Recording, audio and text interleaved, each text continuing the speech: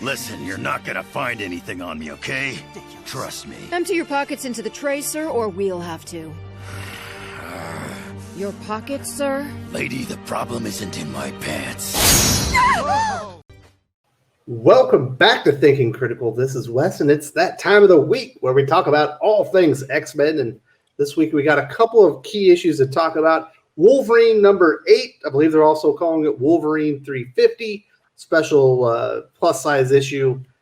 I'm giving that one like a four-star rating. It has a couple of issues, and we're going to talk about that right here, as well as there was X-Men 16, which I was not a big fan of. I think I might be generous giving it to a 2.5 star, but I think I'm right in the ballpark on that one. I'm not really recommending that comic book for several reasons that I'll get into. And obviously here with me to talk about this is the X-Men historian, the Marvel aficionado. Doc, how you doing, buddy? I am spectacular. There was also Excalibur, I think, that came out this week, and nobody read it, so we're going to give it a negative 37 stars. It doesn't matter. If it doesn't exist, I'm not reading that crap ever Exactly. But yeah, no, I'm happy to be here. Looking forward to talking some X-Men, like usual. Absolutely. We're looking forward to Reign of X in 2021. We're hoping for maybe a little bit more exciting X-Men universe in the upcoming year, although there's some indications that might not exactly be the case. Now, I want to get my first objection out of the way here, Doc, and I think you might agree with me. There is a beautiful cover for Wolverine 350. Features Wolverine and Maverick, Agent Zero. Did you see Maverick or Agent Zero in this comic book? Did he make an appearance? Well, in a flashback, they showed his face. Yeah, they made during the Team X flashback. Yes, they made mention of him in the comic, but they did not show him in any of his historically used uniforms in current day in this comic book. I was a little put off by that, Doc, if I'm being honest. I would be too, because it feels like a little bit of a bait and switch. They're just kind of pulling you in, and then they don't even give you, a cameo on the last page. No. So obviously the story is about Maverick, and we're going to get into that very shortly. But I do want to say, before we get in all the details of this week's issues of Wolverine and X-Men, I do want to say, if you haven't subscribed to the channel, subscribe, hit the bell for notifications, give us a thumbs up if you enjoy this video, give us a thumbs down if you don't. Either way, we want to hear your thoughts on Wolverine 350 and X-Men 16. Now, we're going to talk about, I think it's X-Men first. Is that what? Yeah, we're going to talk about X-Men first. Now, I'm not a very big fan of this issue, Doc. I am not either, because it's just a bunch of politics, and it's a Gleb Melnikov special. It's a bunch of static 9-panel heads talking. 9-panel heads, more politics nonsense. Phil Noto demonstrating for the 100th time that he really just needs to be a cover artist, because his interiors look boring. And that's about it. I mean, I'm still not sure exactly where Kitty Pryde's chin is in that one image. Yeah. So the big story in this one is, obviously, we knew coming out of Ten of Swords, Arrako was coming back, and yes. Krakoa expelled the little piece of Arrako so it could accept and merge with the big Arrako and make Okara again. Except when it starts to happen, they don't exactly like each other, and they split apart. So there's a meeting between Krakoa and Arrako between the islands. They cannot sort it out. And then they talk apparently about it with the council, because they don't speak the same language anymore. Yeah, they're not even speaking the same language, and it's this.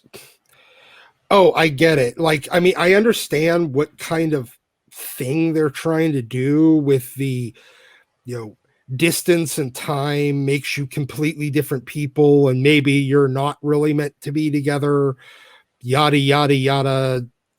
Come on, guys. Look, you're fucking. You're globs of dirt it's it's well scripted. I mean, what Jonathan Hickman's trying to convey is done very well here. It's just it's stupid. It's boring, and I don't. You know what's worse than real politics in comic books? Fake politics. Yes, imaginary, fictional politics with very tedious and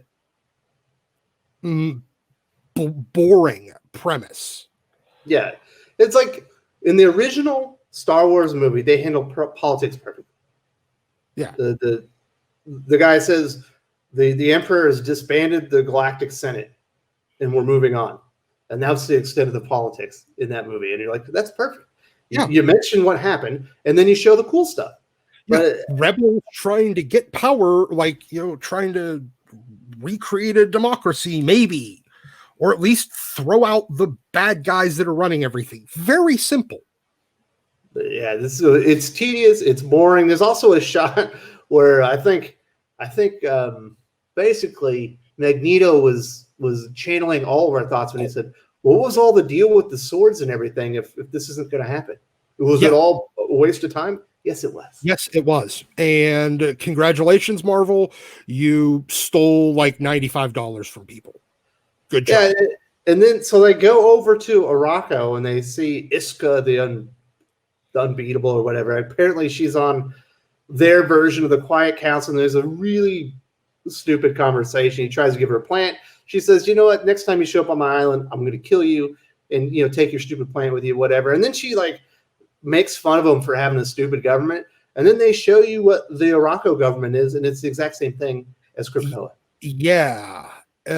Except for their little divisions are named differently instead of named for seasons. Times of day. Yeah, times of day. And they literally do everything exactly the same. Like, okay, what is your point then? If your form of government is stupid, and all this is another excuse to, well, first of all, so that Jonathan Hickman doesn't have to keep track of which version, like what type of government is on which island, because then it's easy. It's the same one. And well, no, apparently his thing.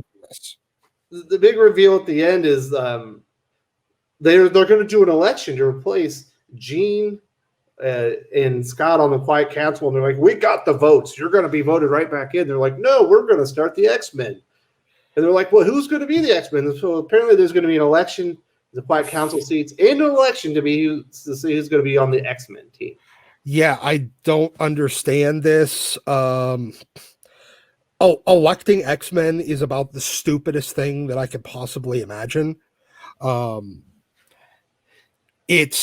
of all, it kind of defeats the whole point of their white page from 3 issues ago, where they talk about how the X-Men are no more. But apparently the Quiet Council has no issue with the fact that they're just going to create new X-Men.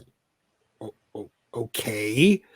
I hope you're ready for some election drama in the pages of Reign of X. Because what I really want right now to escape real world election drama is fucking comic book election drama. Sounds great, Johnny.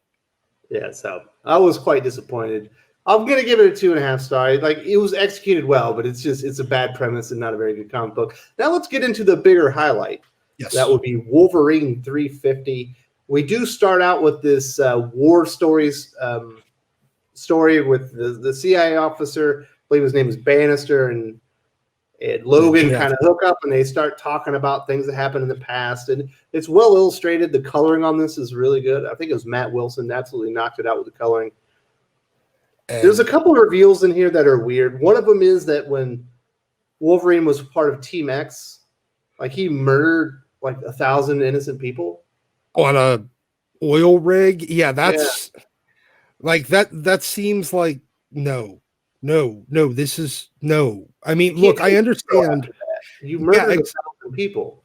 Yeah, it doesn't matter whether or not that was pre Weapon X, because his Team X era was pre Weapon X, and so I understood them always having, Team X being a very shady black ops squad, since you have, a pre-Weapon X Logan, Maverick / Agent Zero, and Sabretooth on one team.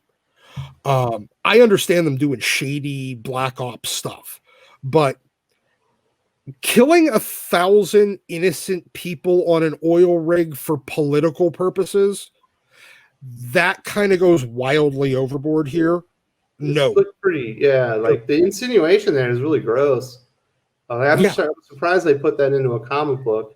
Yeah, because all the previous Team X stuff was them taking on foreign agents, like the KGB and even friendly agencies, but them doing like infiltration. And you know what? If some KGB officers die or some CIA guys or whatever, okay, cool. There's at least sort of soldiers. These are people working on a fucking oil rig. No, there's no coming back to that. Very unheroic, even for his Team X day. I was a little surprised they put that in there. But the big reveal is, so Bannister is basically, he's aware of the X desk that is investigating Krakoa and the mutants, and he's like Wolverine's kind of informant. But it turns out they're being monitored, and this character, I'm not sure who she is fully aware of it. She's in a wheelchair, somewhat similar to Charles Xavier. Yeah, some chubby chick in a wheelchair. I have no idea who she is. I'm betting she doesn't, like, visually, she doesn't really ring a bell. Unless it ends up, I'm betting that it's a new character of some sort. But, okay, cool. Like, at least we're getting an idea of who the X-Desk is. And it's not just a group of kind of mid-level spy guys. It seems to be just one woman. Mm-hmm. Well, no, there's a team. Well, yeah, I mean, the woman, but she's the one that's in charge of it, rather than being a division of something else. Yeah. So that's the big reveal in War Stories. This is obviously just an add-on because it was $350. They want to throw some extra pages in there and charge you more. Yeah. That's what that was. I'm surprised they led with this because it was kind of the backup story. But the real main event is this story with, I think it's Adam Kubert. There's two parts to it. One of them is strange. It's Omega Red and then like X-23's there, even though I thought she was still in the vault. No, that's not her. It's Honey Badger or whatever. Scout. That's why she's so young. Yeah. Okay. Yeah. Whatever. It's Gabby, the one we should throw into the sun. We should throw them all into the sun. And Pocket, the other one we should throw into the sun. Yeah. And I guess they're gonna beat up Omega Red. And it turns out he doesn't remember anything. He doesn't remember going to Alaska. He doesn't remember trying to kill basically freeze Logan in the water. He doesn't remember handing him over to Dracula for bloodletting. Yeah, he has no recollection of all of that. And at the same time, he also kind of insinuates that maybe Wolverine's the one that's had his head screwed. Yeah. And that is a little bit interesting. Like we might be also getting kind of an unreliable narrator thing where a lot of that, from those issues at the Red Tavern up in Alaska, maybe we were seeing Wolverine's hallucinations rather than what actually happened. And I like that because it sows some seeds of doubt. Yeah, so that's the smaller portion, but really the big part of the story is there's a team. They're going into these sites and they're stealing like historical significant artifacts associated with mutants. Yeah, it's nerd collectors. Well, I think they're going in and murdering people and stuff. So there's a little bit more, but apparently there's a black market and people are buying up all these things associated with mutants. And so we see the team there. Wolverine gets brought in to kind of investigate with Beast and Sage. They have like a new hidden room where they can recreate crime scenes. But Wolverine has an idea that they're going to be going to Dazzler's condo in LA, which is a strange thing. And he finds this guy. He knows who he is. Was his name Crosby? Yeah, I think he was from, I don't remember. It was one of the early couple of issues. And apparently they stole his dog. I don't remember that. I think that's the one that just got eaten in X-Force last issue that Domino was playing with. Maybe. Yeah, I think maybe. Well, how would he know about that? Well, the dog thing threw me off. I still don't know what the hell he was talking about, but like Wolverine gets this guy and he's like, hey, listen, we know it's Agent Zero, it's Maverick is behind all this. Where the hell is he? And as he's about to kind of give up the information, he gets shot in the head. Yeah, he gets sniper brained, and Logan, never saw it coming. Doesn't get to see the sniper. I mean, it's kind of implied that maybe that is Agent Zero, but all we see is like 5 or 6 guys all wearing the same kind of tactical suits.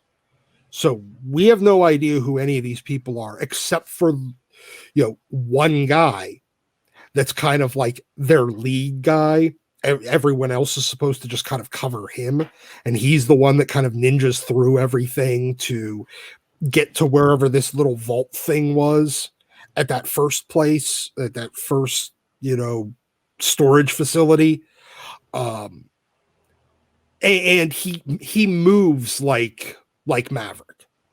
My assumption is, that is in fact Maverick. Now, yes. The big thing that he learns is there's this black market for these collector's items and stuff like that, and it's being fenced at something called the Legacy House. And for there, we get basically Wolverine's going undercover as Patch. He arrives at this Legacy House, and he's going to do some investigating. Are you excited to see the return of Patch? Yes and no. I like this kind of the Wolverine James Bond persona, except for the fact that over the years they've kind of already basically outed that secret identity. It's like they expect us to forget the past 20 years of Logan being not only an X-Man, but also an Avenger and a very, very, very public superhero. He's one of the most public superheroes out there, next to Iron Man, Captain America, Thor, and Spider-Man at this point. So everyone knows who he is. Everybody knows who his identity is too. So at this point, and they've even already blown his patch cover sky high in the past few years. And to expect it to work again work. He's immediately going to be taken captive and tortured. Oh yeah, I mean probably, but for him to he's not that dumb. Like nobody is that dumb to think that he's going to be able to get away with this. Yeah. So I while I like the return of the Patch persona, I think that's already a genie that's been out of the bottle, and I don't know if they're going to be able to put it back in, at least in a believable way, for anybody to buy this. Yeah, we shall see. Obviously, this is the last page of the comic. This is the big teaser for the next issue of Wolverine. Obviously, we are fans of that series here on the channel. We will keep reading it. Yeah, and this is, I mean, we're already starting to get a little bit of payoffs from that Reign of X teaser image from, what was that, like a couple of weeks ago? Because Wolverine dressed as Patch was on there, Maverick was on there. We're already starting to get the payoffs from some of those teases, which I do love. Whatever crystal Wolverine's holding showed up in the first issue of Sword, yeah. Yep. So maybe with any luck, at least Reign of X is going to move a little bit at a little bit more of a swift pace than Dawn of X did. Well, I do hope so, but that's it, folks. I do highly recommend somewhere around there for Wolverine. I did enjoy it. there's a couple issues. No appearance of actual Maverick in the comic book in present day. I thought was a bit of a letdown based off the cover. X-Men was pretty boring. It was just a bunch of politics. I'm gonna have to. I think you're rating Wolverine a little higher. I'd cut off a half star, because Adam Kubert was obviously kind of really phoning it in on this issue, in my opinion. And with how many pages they stuffed in there, I don't know if mine was the only copy that it happened to, but the centerfold literally pulled out just from me flipping the page, because they were using super thin paper with way too many pages. So just flipping the page can tear out the centerfold. Absolutely. And we'll be talking about that a little bit later here on the channel. Today, you're going to get a double dose of Dot on Thinking Critical. All right, buddy. Awesome. I'll talk to you here in a few hours. All right. See you soon, brother.